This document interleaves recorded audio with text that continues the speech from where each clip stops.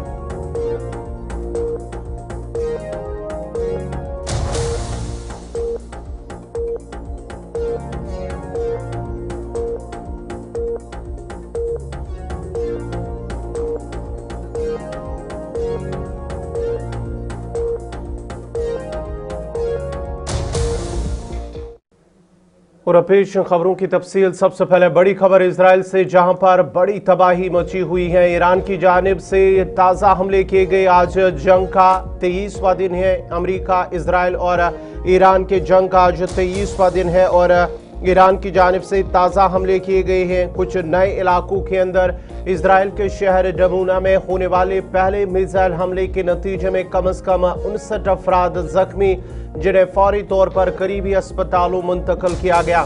दूसरी जानिब अरद शहर के एक और शदीद हमला पेश आया है, जिसे हुक्काम ने बड़े पैमाने पर जारी नुकसान का वाक़या करार दिया है, जहां तकरीबन 80 अफराद जख्मी हुए हैं, जबकि मुतअद्दिद अफराद के जाम बहक होने की इत्तलात मौसूल हो रही है और जख्मियों में मुतअद्दिद अफराद की हालत तशवीशनाक बताई जा रही है। इजरायली दिफाई अफवाज IDF के मुताबिक मिसाइल हमलों के दौरान फिजाई दिफाई निज़ाम को फाल किया गया था, ताहम ये निज़ाम मिसाइल को रोकने में नाकाम रहा, जिसके बायस जानी और माली नुकसान में इजाफा हुआ है।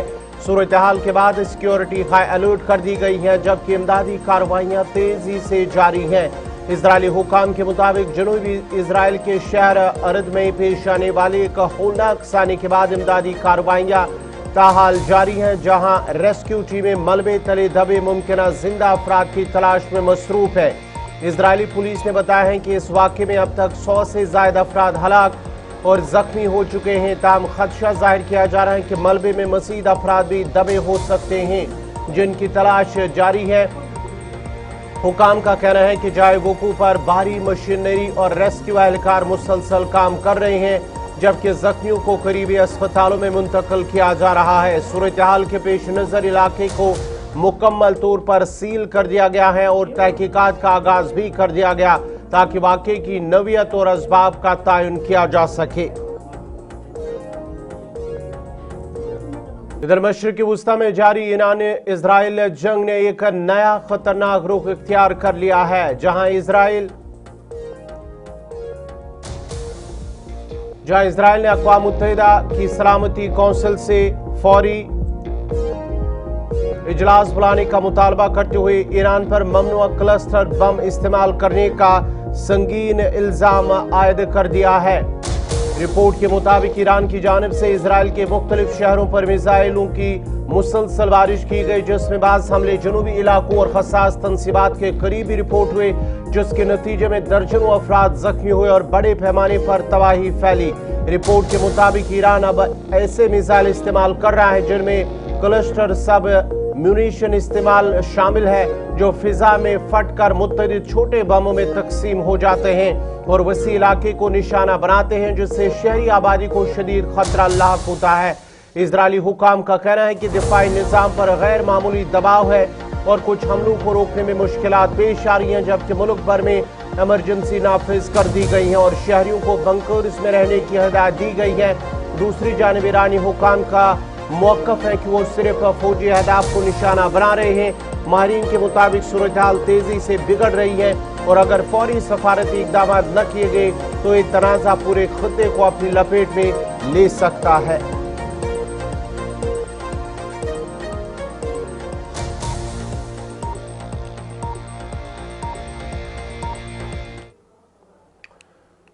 इधर अमेरिका को एक और बड़ा झटका लगा है, जहां स्पेन ने इराक में तैनात अपनी फौजियों को वापस बुलाने का अमल शुरू कर दिया है, जिसके तहत स्पेनी फौजियों का इनखला तुर्की के एनर्जेलिक एयरबेस के जरिए किया जा रहा है। हुकाम के मुताबिक ये फैसला बदलती हुई सिक्योरिटी सूरत हाल और दिफाई हिकमत अमली के पेश नजर किया गया है। बड़ी और अहम खबर कि स्पेन का इराक से अपनी फौजें वापस बुलाने का फैसला कर लिया गया और वहां से वो फौजें निकल चुकी हैं और कुछ फौजें निकल रही हैं। फौजी इनकलाब मरहलावार मुकम्मल किया जाएगा और इस दौरान तमाम जरूरी हिफाजती इकदाम को यकीनी बनाया जा रहा है।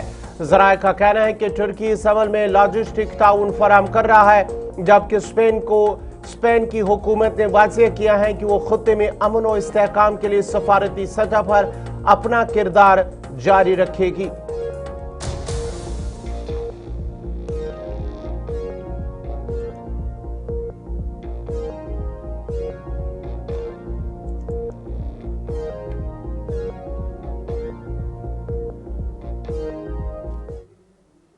बढ़ते आगे बात जरा अमेरिकी सदर डोनाल्ड ट्रंप की भी करते हैं। डोनाल्ड ट्रंप की जानिब से ईरान को 48 घंटों का अल्टीमेटम देते हुए खबरदार किया गया है। मशरिक़ वस्ता में कशीदगी एक बार फिर शिद्दत इख्तियार कर गई है, जहां अमेरिकी सदर डोनाल्ड ट्रंप ने ईरान को 48 घंटों का अल्टीमेटम देते हुए खबरदार किया कि अगर आबनाए हरमुज को फौरी तौर पर न खोला गया तो अमेरिका ईरान के बड़े पावर प्लांट्स को निशाना बना सकता है। ट्रंप के इस सख्त बयान के बाद आलमी सतह पर तशवीश की लहर दौड़ गई, क्योंकि आबनाए हरमुज दुनिया की तकरीबन 20% तेल तरसील का अहम रास्ता है। दूसरी जानिब ईरान ने भी वाज़ेह किया है कि इसकी तंसीबात पर किसी भी हमले की सूरत में भरपूर और वसी पैमाने पर जवाब दिया जाएगा। माहिरीन के मुताबिक सूरत हाल नहायत नाजुक हो चुकी है और किसी भी किस्म की मजीद कशीदगी खित्ते को बड़े तनाज़े की तरफ धकेल सकती है, जबकि आलमी ताकतें सफारती कोशिशों के जरिए हालात को काबू में लाने की कोशिश कर रही है।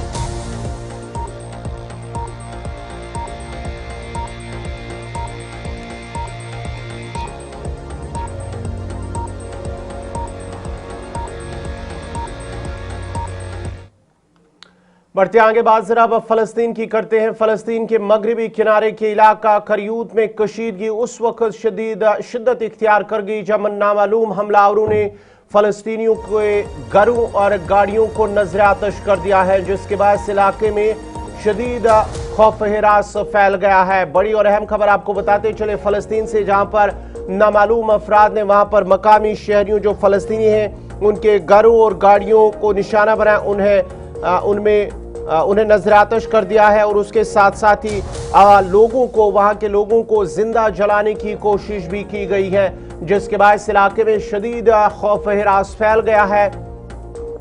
ऐन शाहिदीन के मुताबिक मुतअद्दिद अफराद अपनी जान बचाने के लिए घरों से निकलकर महफूज मकामात की जानिब भागने पर मजबूर हुए। मकामी ज़रा का कहना है कि हमलों के दौरान मुबैना तौर पर खानदानों को जिंदा जलाने की कोशिशें भी की गई है, जिससे बाज़ हल्कों ने प्रोग्राम जैसी कार्रवाई करार दिया है। दूसरी जानिब इंसानी हुकूक की तंजीमों और आलमी बरादरी ने उन वाक़यात पर गहरी तशवीश का इज़हार करते हुए फौरी तहकीकात और जिम्मेदारी दारों के खिलाफ कार्रवाई का मुतालबा किया है, जबकि इलाके में मज़ीद कशीदगी के बाइस कशीदगी के खदशात भी जाहिर किए जा रहे हैं।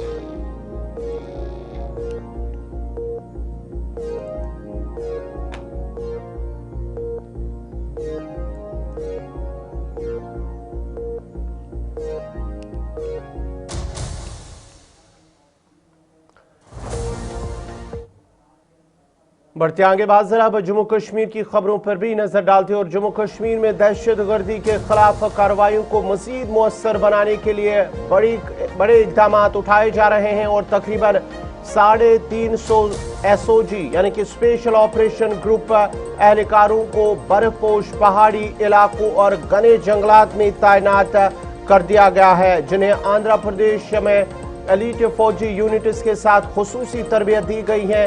जराये के मुताबिक गर्मियों के आगाज के साथ सरहद पार से दरअंदाजी के खदशात बढ़ गए हैं, जिसके पेश नजर वजारत दाखिला ने बैनुल अक़वामी सरहद पर BSF की मजीद 7 बटालियन तैनात करने का फैसला किया है, जिनमें से कुछ पहले ही पहुंच चुकी है जबकि बाकी जल्द तैनात होंगे। इतलात के मुताबिक दहशतगर्द लॉन्च पैड इस पर मौजूद है और दरअंदाजी के मुंतज़िर से लिए सिक्योरिटी ग्रिड को मजबूत किया जा रहा है।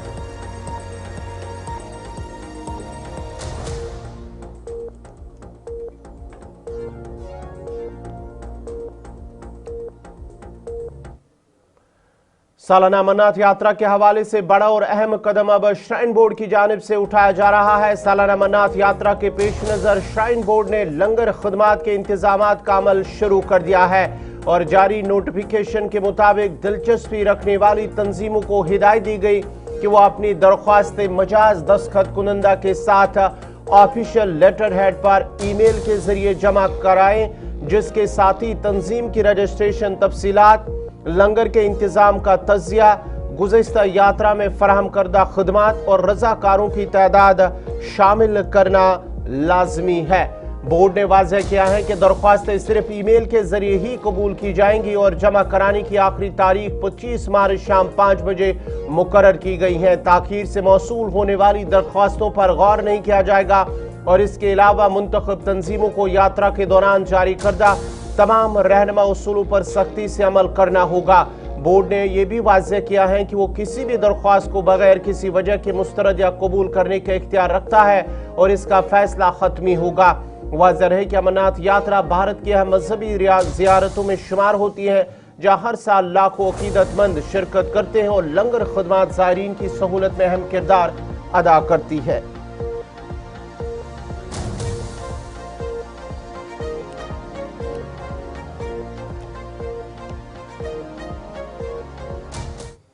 बढ़ते आगे बात जरा अब जम्मू कश्मीर में टोल टैक्स चोरी के हवाले से, क्योंकि अब सख्त इकदाम उठाए गए हैं। जम्मू कश्मीर में टोल टैक्स चोरी के खिलाफ सख्त इकदाम करते हुए national highways authority of India ने नया निज़ाम नाफिज कर दिया है, जिसके तहत नेशनल हाईवेज पर बगैर टोल अदा किए गुजरने वाली गाड़ियों की CCTV कैमरों के जरिए शनाख्त की जाएगी और रजिस्टर्ड मालिक को फौरी तौर पर ई नोटिस भेजा जाएगा।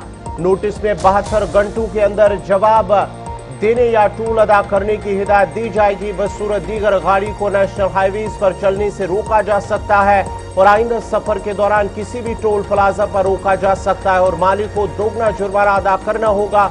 यह निज़ाम national highways authority of India की जानिब से नेशनल हाईवे 44 के तमाम 6 टोल प्लाजों, जिनमें कठुआ, जम्मू, उधमपुर, रामबन और श्रीनगर में नाफिज किया गया है।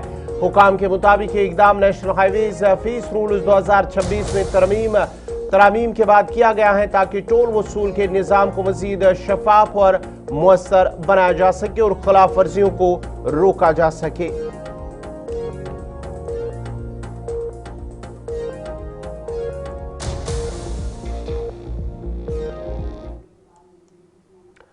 Three tier system Rajiv Gandhi का एक ख्वाब था, जिसे इंडियन नेशनल कांग्रेस ने मुतारिफ करवाया है। रुकन असम्बली राजौरी ने गुलिस्तान न्यूज से खुसूसी बात करते हुए कहा कि थ्री टायर सिस्टम कांग्रेस की देन है। उन्होंने मजीद कहा कि चाहे पंचायत इंतखाबात हों या म्यूनिसिपल, कांग्रेस हर तरह से तैयार है। उन्होंने भारतीय जनता पार्टी को तनकीद का निशाना बनाते हुए कहा कि अगर बीजेपी अपने वादों पर कायम रहती तो आज 3 साल गुजरने के बावजूद म्यूनिसिपैलिटी और पंचायत की मुद्दत खत्म होने के बाद भी इंतखाबात में ताखीर न होती। लोकल बॉडीज के, चाहे वो अर्बन लोकल बॉडीज के और पंचायतों के, अर्बन लोकल बॉडीज का टेनवर खत्म हुए 2 साल हो गए हैं। 2 साल से चुनाव नहीं हुए और पंचायतों के चुनाव भी नहीं हुए। उसके बाद डीडीसी के चुनाव नहीं हुए, इनके कार्यकाल भी खत्म हो चुके हैं। जो भाजपा नया जम्मू कश्मीर का दावा करती थी और जब 370 यहां से हटाया गया तो उन्होंने कहा कि हमने ये सरकारें जो थी इन्होंने डिसेंट्रलाइजेशन ऑफ पावर नहीं किया, इन्होंने लोकल बॉडीज के चुनाव नहीं करवाए, इन्होंने पंचायतों के चुनाव नहीं करवाए, इन्होंने 3 टायर सिस्टम जो पंचायती राज 3 टायर सिस्टम नहीं करवाया। लेकिन आपने देखा कि उन्होंने ही अगर 2021-22 में या 23 में टेन्योर खत्म हुआ था म्युनिसिपल काउंसिल का, तो उन्होंने 23 में चुनाव नहीं करवाए और चुनाव को डेफर कर दिया और आज 2 साल हो गए उसके चुनाव। फिर पंचायतों का कार्यकाल खत्म हुए भी 2 साल हो गए, डीडीसी का कार्यकाल खत्म भी 2 साल से ज्यादा हो गया। तो ये सारे चुनाव पेंडिंग है और अब तो डीडीसी का चुनाव भी, जिस भाजपा ने अपनी पीठ थपथपाई थी कि हमने डीडीसी का चुनाव करवाया, हमने डिसेंट्रलाइजेशन ऑफ पावर की, लेकिन वो गुब्बारा था जो कि बड़ी बड़ी बातें करके उसके बाद उसी सरकार ने दोबारा चुनाव नहीं करवाया, एक भी चुनाव नहीं करवाया। कांग्रेस पार्टी ये मानती है और हम ये मानते हैं, क्योंकि राजीव गांधी जी का सपना था, जो पंचायतों का कंसेप्ट था कि ग्राम स्वराज का कंसेप्ट और डिसेंट्रलाइजेशन ऑफ पावर, ये राजीव जी का सपना था। और कांग्रेस पार्टी ये मानती है कि पंचायतों में चुनाव होने चाहिए और लोकल बॉडीज के चुनाव होने चाहिए, क्योंकि जो इस वक्त जो प्रेशर है वो सारा, क्योंकि एक एमएलए, क्योंकि डीडीसी का टेन्योर भी खत्म हो गया, तो अब जो कॉर्पोरेटर को काम करना है वो भी प्रेशर किस पे आ गया, एमएलए पे। जो एक सरपंच का काम था वो प्रेशर भी किस पे है, एमएलए पे। तो हम मानते हैं कि डिसेंट्रलाइजेशन ऑफ पावर रहनी चाहिए और चुनाव होने चाहिए और लोगों को मौका मिलना चाहिए, क्योंकि चुनाव जब होंगे तो वो चुन कर आएंगे और वो डिसेंट्रलाइजेशन ऑफ पावर होगी और ग्राउंड पे वो लोग काम करेंगे। बीजेपी के एक लीडर का बयान आया थोड़ी देर पहले, सामने आया था कुछ दिन कबल के म्यूनसिपैलिटी के इलेक्शन और पंचायत के इलेक्शन को लेकर वो तैयारियां कर चुके हैं, और दूसरी तरफ उनकी तरफ से ये दावा किया जा रहा है कि म्यूनसिपैलिटी इस बार फिर दोबारा भाजपा बनाएगी। किस तरह देखते हैं आप, और किस तरह आप देखते हैं अपनी पार्टी की इस वक्त? देखिए, भाजपा के लीडरों के दावे उनके नेताओं की तरह, जिस तरीके से जब विधानसभा का चुनाव हुए, यहाँ असेंबली के इंतखाबात, तो उसमें भी उन्होंने कहा 50 पार, उन्होंने नारा क्या दिया था, 50 पार। तो आपने देखा कि उनका 50 पार क्या, कितनी सीटें आई। और जो वो कहते हैं कि इस बार भी, तो मैं उनको याद दिलाना चाहता हूं कि पिछली बार भी जब यहाँ म्युनिसिपल काउंसिल के इलेक्शन हुए तो सिंगल लार्जेस्ट पार्टी कांग्रेस थी, और आपने हार्स ट्रेडिंग करके, जो कि भाजपा का चलन रहा है, तो आपने म्युनिसिपैलिटी चलाई और म्युनिसिपैलिटी की जो हालत है वो आपने अपने जुबान से बयान किया है। जब वो ये कहते हैं गलियां नहीं है ठीक, नालियां नहीं है ठीक, कूड़ा यहाँ डंपिंग हो रहा है, इनके कोई एसेट चले नहीं। ये पहली म्युनिसिपल काउंसिल थी जिसका कैफेटेरिया डिस्ट्रिक्ट एडमिनिस्ट्रेशन ने जाके गिराया। तो ये तमाम चीजें हैं, ये तो लोग तय करेंगे और आने वाले वक्त में लोग जवाब देंगे, और लोग किसके काम से खुश हैं, किसके काम से नाराज हैं, कौन कौन से प्रोजेक्ट आपने अपने लिए लाए और कौन से प्रोजेक्ट आपने लोगों के लिए लाए, तो आने वाला वक्त बताएगा कि म्युनिसिपैलिटी किसकी बनती है। कांग्रेस पार्टी इलेक्शन के लिए तैयार है, चाहे वो पंचायतों का इलेक्शन है, चाहे वो म्युनिसिपल काउंसिल का इलेक्शन है। कांग्रेस पार्टी मजबूती के साथ चुनाव लड़ेगी, और ये जो हुकूमत है, जो उमर सरकार है, जो कांग्रेस और नेशनल कॉन्फ्रेंस की अलायंस सरकार है, ये वचनबद्ध है। बारामूला की मेन मार्केट में अचानक आग लगने का एक अफसोसनाक वाकया पेश आया है, जिसने देखते ही देखते कई दुकानों को अपनी लपेट में ले लिया। यानी शाहिदीन के मुताबिक आग तेजी से फैली, जिसके बायस इलाके में अफरा तफरी और खौफ हिरास फैल गया। इतला मिलते ही फायर ब्रिगेड और रेस्क्यू टीमें मौके पर पहुंच गई और आग बुझाने की कार्रवाइयां शुरू की। इब्तिदाई अंदाजों के मुताबिक इस वाकये में लाखों रुपए का नुकसान हुआ है, जबकि किसी जानी नुकसान की फौरी तौर पर कोई इतला नहीं मिली। हुकाम ने वाकये की वजूहात जानने के लिए तहकीकात का आगाज कर दिया। 9 बजे रनी कॉल आ स्टेशन पर इन्होंने बोला सर मेन बाजार में आग है। हम 9 बजे 41 मिनट पहले 2 दिन गाड़ी निकाला, फिर बर वक्त कार्रवाई यहाँ से पहुँच गई। यहाँ से 3 मंजिल पर आग था। ये एक ही दुकान है या एक से ज्यादा? ये एक ही दुकान, फर्स्ट ग्राउंड फ्लोर भी, फर्स्ट फ्लोर भी, सेकंड फ्लोर भी। अच्छा। आग बर वक्त कार्रवाई हमने की, आग से ग्राउंड फ्लोर से हमने बुझाया सर। ये शॉर्ट सर्किट की वजह से आपको क्या लगा? Short circuit sir. तो कितना नुकसान हुआ है अभी तक तकमीना लगाया?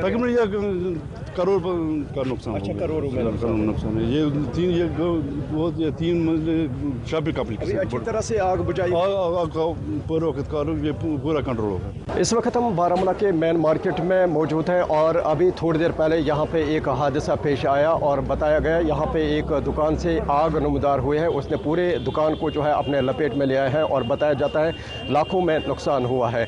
जब यहाँ पे ये इंसिडेंट पेश आया उसके बाद जो है फायर सर्विस अमले को भी फ़ोन किया गया, चाहे हम मुकामी लोगों की बात करें, जम्मू कश्मीर पुलिस 46 राष्ट्रीय राइफल्स के जो जवान हैं वो भी यहाँ पे पहुँचे। बिलखुसूस देखा जाए इस इंसिडेंट के बाद जो है इस आग पे काबू तो पाया गया, लेकिन नुकसान जो है वो काफ़ी हुआ है। इन तस्वीरों में आप देख सकते हैं यहाँ पे जम्मू कश्मीर पुलिस के साथ साथ चाहे हम यहाँ पे फायर सर्विस या मुकामी लोगों की बात करें या ट्रेडर्स फेडरेशन से वाबस्ता लोग, चाहे दीगर लोगों की बात करें, वो यहाँ पे पहुँचे हैं। बिलखुसूस देखा जाए ज़ोजिला पास पर हालिया बर्फबारी के बाद सड़क की बहाली का काम तेज़ी से जारी है और हुकाम का कहना है कि अगर मौसम में बेहतरी आई है तो शहर को ट्रैफिक के लिए खोलने की हर मुमकिन कोशिश की जाएगी। मुतल्लिका महकमों की टीमें भारी मशीनरी के साथ बर्फ हटाने में मसरूफ़ हैं ताकि वादी कश्मीर और लद्दाख के दरमियान राब्ता बहाल किया जा सके। हुकाम ने वाज़ेह किया कि हतमी फैसला मौसमी हालात को मद्देनजर रखते हुए किया जाएगा, जबकि मुसाफिरों को हिदायत दी गई है कि वो सफ़र से कबल ताज़ा तरीन सूरत हाल मालूम करे और एहतियाती तदाबीर इख्तियार करें।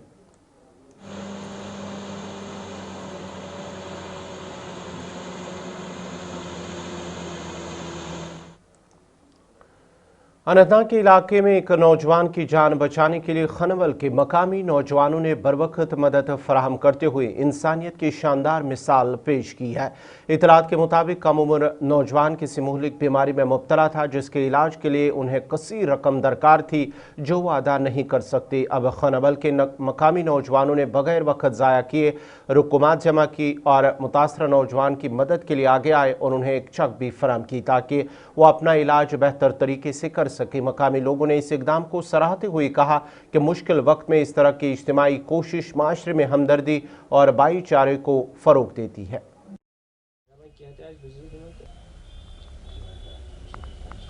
अस्सलाम वालेकुम वरहमतुल्लाहि वबरकातुहू। तशु मालूम इस मेहरान सोबोस यतन नई बस्ती बसन हज इन थोड़ा किडनी प्रॉब्लम हज इन करीबन 50 लाख रुपीज़ लगन हज। वनकन समखे द्राय तुंद घर हज थोड़ा फैजान अवलिया ट्रस्ट केपीचो खनबल बे साउथुल अवलिया जम्मू कश्मीर हल्के खनबल तरफ तिहुंद घर, लेकिन तम समखे वती यतन तिहुंद अंकल तो समखो वनकन अतन कम हको अस थोड़ा तिमन पन्ने ट्रस्ट में फैजान अवलिया ट्रस्ट में चक तब अगर अम मजीद त लगे क्या जरूरत सान तरफ अस गई हाजिर खदमत। अस कोर तिमन पे यह गुजारिश अस हेको यह वीडियो ब्रोह कुन वात लुकन तान ताकि अमिस गोस भरपूर ताउन गसन। यमो दोप अस वन तह क्या रकम दरकरार अस तमाम अवाम नास। श्रीनगर में डल झील के खूबसूरत किनारों पर इंडियन होटल्स कंपनी लिमिटेड की जानिब से भारत एक साथ के उन्वान से एक शानदार वाकथून का इनेकाद किया है जिसका मकसद कौमी यकजहती को फ़रोग देना और कम्युनिटी पर मबनी इकदाम की हिमायत करना था। इस मौके पर मकामी अफराद, रजाकारों और मुख्तलिफ तंजीमों के नुमाइंदों ने भरपूर जोश खरूश के साथ शिरकत की और झील के हसीन बिलवाड पर चलते हुए महंगी शमूलियत और कौमी इत्तेहाद के पैगाम को आम किया। मुंतज़मीन के मुताबिक इकदाम IHCL की समाजी जिम्मेदारी और कम्युनिटी इंगेजमेंट का हिस्सा है जिसके जरिए लोगों को एक प्लेटफार्म पर लाकर माशरती रिश्तों को मजबूत बनाने की कोशिश की जा रही है। डल झील का पुरसकून माहौल इस तकरीब की अहमियत को मजीद बढ़ा रहा था जो अमन और इत्तेहाद की अलामत है। तकरीब के इख्तिताम पर शुरका ने इस इकदाम को सराहते हुए मुस्तकबिल में भी इस तरह के मजीद प्रोग्राम मुनक्किद करने की ज़रूरत पर जोर दिया है।